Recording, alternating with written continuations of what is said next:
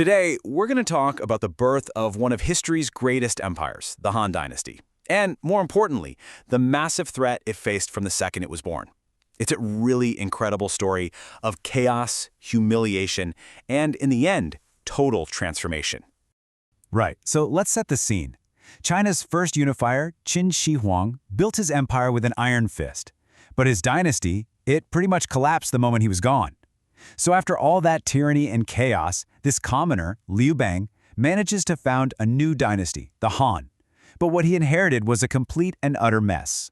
I mean, the economy was so trashed that the great historian Sima Xian wrote that the new emperor, the son of heaven himself, couldn't even find 4 horses of the same color for his own carriage. You had top generals riding around in carts pulled by oxen. The whole country was just broken and exhausted from years of war. But, as bad as things were on the inside, the real existential danger was coming from the outside. A threat was gathering on those vast northern steppes, a threat that would define the first 100 years of Han rule and force this new dynasty to either adapt or be wiped out. So who was this threat? To the north of the Han Empire were their really formidable neighbors, the Xiongnu. Now, the Xiongnu weren't your typical kingdom. They were a confederation of nomadic tribes who basically lived their entire lives on horseback. They didn't have cities, they didn't farm, they just moved with their herds across this gigantic steppe. And this lifestyle made them unbelievable warriors. From the time they were boys, every single man was a master horseman and archer. And this just lays out the fundamental problem, right? It was a total clash of worlds. The Han army was made up of infantry and chariots, designed for fighting other settled states, for laying siege to walled cities. The Xiongnu were the exact opposite. They were a literal storm of cavalry. They could appear out of nowhere, strike, and then just vanish before the slower Han armies could even get organized. You can't besiege an enemy that has no cities. You can't cut the supply lines of an army that lives off the land. They were like the wind. And this quote just gets right to the heart of it. For a Han general, retreat was a dishonor. For the Xiongnu, it was just Tuesday. It was smart. Their goal was to win and to survive, not to stand and fight for some code of honor. And that's what made them so unpredictable and, honestly, so terrifying. So the new emperor, Liu Bang, this guy was a brilliant general who had just won a massive civil war. He was feeling pretty good about himself. He figured he could easily handle these northern barbarians. He was about to learn a lesson in the most humiliating way you can imagine. He personally leads this huge army north, and he marches right into a perfectly laid trap. The Xiongnu cavalry just swarms down from the mountains, completely destroys his vanguard, and surrounds the emperor himself in the city of Baideng.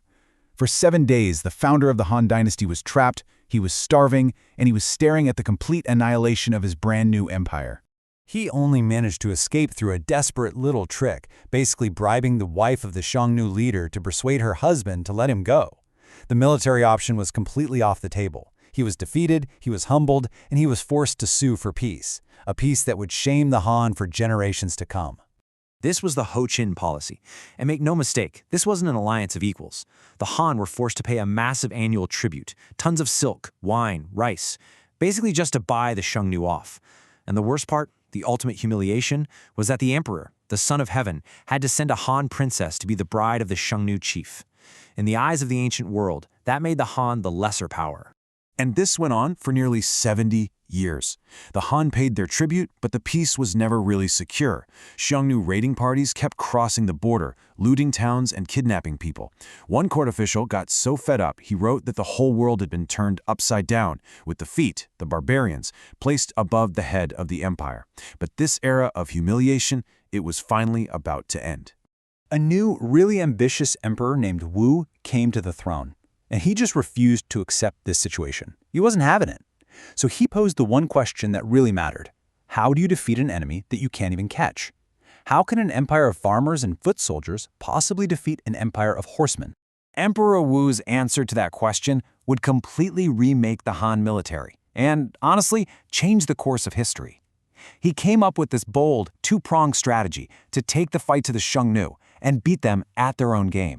Okay, let's break this down. First, pretty simple. You fight fire with fire. If the enemy strength is cavalry, you need your own massive cavalry. This meant a huge government program to breed and train warhorses. Second, you use your own strength, which for the Han was engineering. He extended the Great Wall, but not just as a barrier. He turned it into a kind of fortified highway, a way to supply his armies deep in enemy territory and, most importantly, to choke off the Xiongnu's freedom of movement.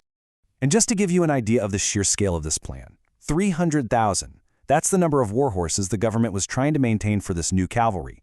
That is an unbelievable commitment of national resources, a total pivot for their entire military. So this is the key takeaway, this fundamental strategic shift. The Han were done cowering behind their walls, just waiting for the next raid.